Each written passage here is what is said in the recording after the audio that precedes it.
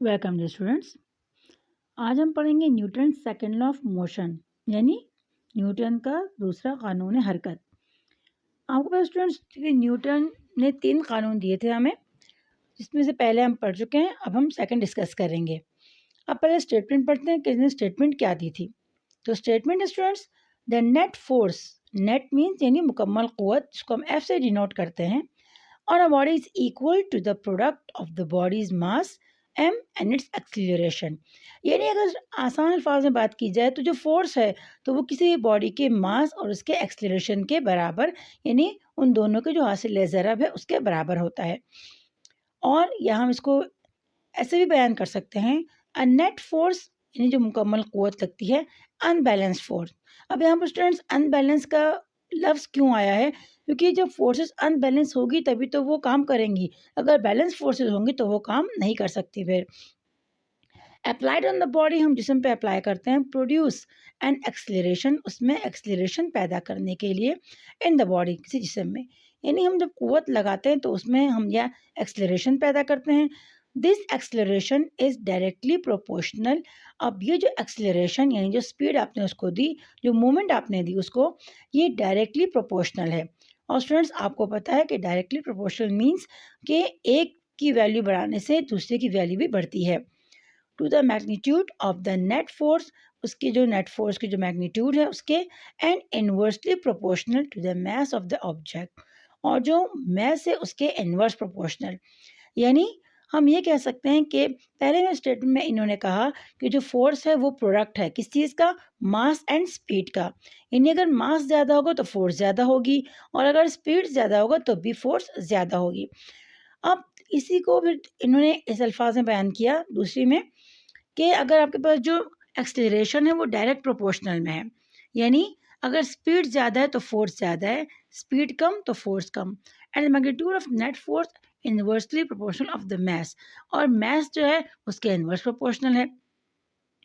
अब यहाँ पर इन्होंने इन दोनों को कंबाइन किया फार्मूलाज को, यानी वन में आप देख सकते हैं स्टूडेंट्स कि a is directly proportional to F, यानी एक्सेलरेशन ये जो है डायरेक्ट प्रोपोर्शनल में है फोर्स के साथ, और ए जो है वो इन्वर्स में है मास के साथ। यानी अगर आप एक, यहाँ पर इन्होंने कहा स्टूडेंट्स कि जो एक्सेलरेशन है वो मास के इन्वर्स है। तो अगर आप देखें एक गाड़ी है और एक ट्रक है। अब ट्रक का मास ज़्यादा है तो उसकी जो एक्सेलरेशन या स्पीड है वो बनिस्बत गाड़ी के कम होगी। क्यों? अगर किसी भी चीज़ का मास ज़्यादा है तो उसको आप ज़्यादा स्पीड नहीं दे सकते, और अगर मास कम है तो उसको आप ज़्यादा स्पीड दे सकते हो। या हम यूँ भी कह सकते हैं कि अगर मास ज़्यादा है तो आप कम फोर्स लगाकर भी उसमें एक्सेलरेशन ज़्यादा पैदा कर सकते हो, और अगर मास ज़्यादा है तो उसमें आप उसको ज़्यादा फोर्स दोगे उसको ज़्यादा स्पीड देने के लिए। अब the acceleration is in the same direction as that of that net force. तो जब एक्सेलरेशन है वो उसी डायरेक्शन में जो आपने नेट फोर्स लिया। अब कंबाइनिंग इक्वेशन, इन दोनों इक्वेशंस को यानी 1 और 2 को कंबाइन करके जो फार्मूला बना, तो A is directly proportional to F और एम, यानी यहाँ पर कांस्टेंट आ गया अब हमारे पास के, ए इज इक्वल टू के एफ अपॉन एम। आपको मालूम है स्टूडेंट्स कि जहाँ भी साइन ऑफ प्रोपोर्शनलिटी आता है उसकी जगह हम कांस्टेंट लगाते हैं, और यहाँ पर जो कांस्टेंट है वो है के। अब आपको बताया गया if m is equal to 1, यानी अगर मास आपने लिया 1 kg, एक्सेलरेशन आपने लिया 1 मीटर पर सेकेंड, तो जो फोर्स होगी वो 1 न्यूटन होगी। यानी अगर कोई बॉडी आपने ली, इसका मास 1 किलोग्राम है, उसकी एक्सेलरेशन 1 मीटर पर सेकेंड स्क्वायर है, तो उसमें जो फोर्स प्रोड्यूस होगा वो 1 न्यूटन के बराबर होगा। आप substituting in F is equal to K M ए, यानी जो आपके पास फार्मूला था उसमें अगर इसकी वैल्यूज़ को हम पुट करेंगे तो हमें मिलेगा वी गेट के इज इक्वल टू 1। अब के जो है यहाँ पर कांस्टेंट, उसकी वैल्यू 1 है, and so we can write, हम लिख सकते हैं a is equal to 1 multiply by F over m. अब 1 से अगर आप किसी भी वैल्यू को मल्टीप्लाई या डिवाइड करते हो तो उसमें कोई भी फ़र्क या कोई भी डिफरेंस नहीं आता, तो फार्मूला जो बनेगा हमारे पास वो a is equal to F over m बनेगा, या F is equal to m ए। यानी अगर फोर्स मालूम करना है तो एम को हम अगली साइड पर ले जाएंगे। इस साइड पर जो है वो राइट हैंड साइड पर वो था डिवाइड में, तो लेफ्ट हैंड साइड में जाकर ये मल्टीप्लाई में हो जाएगा। अब Newton second law tell us, Newton second law वो हमें बताता है that acceleration A will be largest when force F is largest and mass m small। यानी आपके पास जो इस फार्मूले का हासिल या इस फार्मूले का जो आपके पास नतीजा निकला वो ये कि आपके पास जो फोर्स है वो ज़्यादा होगी अगर एक्सेलरेशन आपने उसको ज़्यादा दिया और मास क्या था कम। यानी इस फॉर्मूले में अगर आप गौर करें स्टूडेंट तो तीन चीज़ आपको दी गई हैं, एक फोर्स, एक मास और एक एक्सेलरेशन। तो अगर आप एक्सेलरेशन की बात करते हो तो अगर स्पीड ज़्यादा है किसी भी चीज़ की तो ऑब्वियसली उसकी जो फोर्स है वो ज़्यादा होगी, और अगर स्पीड कम है तो फोर्स उसकी कम होगी।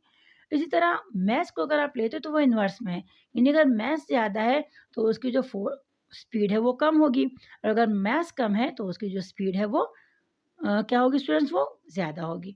यानी इन्वर्स में इसके पास इसका ताल्लुक है। अब स्टूडेंट्स यहाँ पर आपको एक एग्जाम्पल भी दी गई है, फोर्सेज ऑन स्पोर्ट्स बॉल, यानी स्पोर्ट्स बॉल पर जो फोर्सेज हैं वो।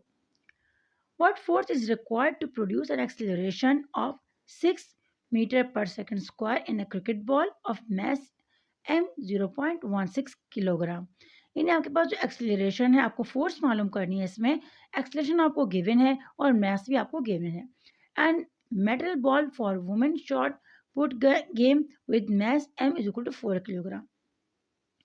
यानी आपको यहाँ पर दो चीज़ों की फोर्स मालूम करनी है, एक क्रिकेट बॉल और एक मेटल बॉल है, सही है। अब आपको दोनों में गिवन जो है वो मास आपको दिया 0.16 किलोग्राम और मास ऑफ जो मेटल बॉल थी उसको आपको दिया है 4 किलोग्राम। यानी पहले क्रिकेट बॉल है और दूसरी मेटल बॉल हुई, यानी एक लोहे की बॉल। एक्सेलरेशन दोनों की सेम आपको दी है 6.00 मीटर पर सेकंड स्क्वायर।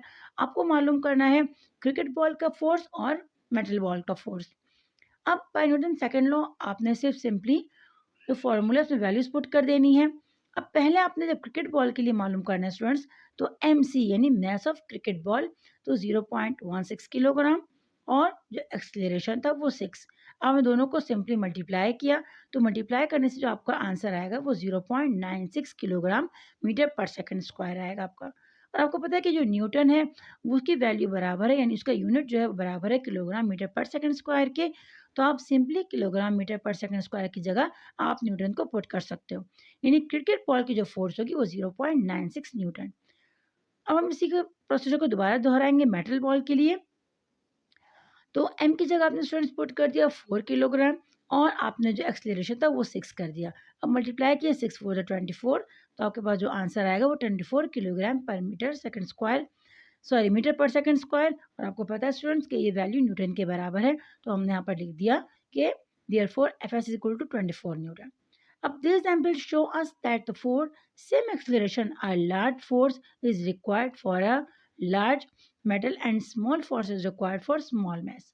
यानी अगर mass आपके पास ज़्यादा होगा, यानी आप देख सकते हैं दोनों एग्जाम्पल में जो मेटल बॉल थी उसमें 24 न्यूटन आपको फोर्स लगानी पड़ी सेम एक्सेलरेशन देने के लिए, लेकिन जो क्रिकेट बॉल थी उसमें देखिए उसमें बहुत कम फोर्स लगी हमें उसको एक्सेलरेशन देने के लिए। यानी अगर स्पीड आपको स्मॉल ऑब्जेक्ट की बढ़ानी है आपको फोर्स कम लगानी होगी, और अगर आपको स्पीड बढ़ानी है बड़े ऑब्जेक्ट की तो आपको फोर्स ज़्यादा लगानी पड़ेगी। तो होप स्टूडेंट्स आपको आज का ये सेकंड लॉ समझ में आ गया होगा। फिर भी अगर कोई भी चीज़ समझ में ना आए अब स्टूडेंट्स तो आप कमेंट करके पूछ सकते हैं। अपना बहुत सारा ख्याल रखिएगा, दुआ में ज़रूर याद रखिएगा। वीडियो पसंद आने की सूरत में इसको लाइक एंड शेयर ज़रूर कीजिएगा। Take care.